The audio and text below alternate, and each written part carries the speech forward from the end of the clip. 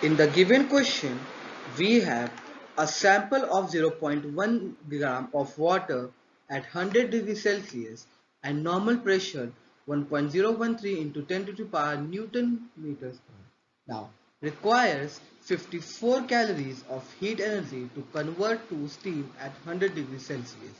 Now, if the volume of the steam produced is 167.1, then the change in internal energy of the sample is. Now, for this question, we will use, at first, we will find out the value for delta W, which is be equal to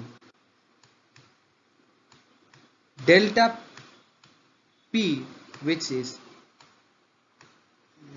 volume of steam minus volume of water. Now, after applying this formula, we will use the first law of thermodynamics, which is delta U equals to delta Q minus delta W. Now, by applying these two formula, we will be able to get the final option, which is 208.7 joules. So the third option is the correct answer for this question.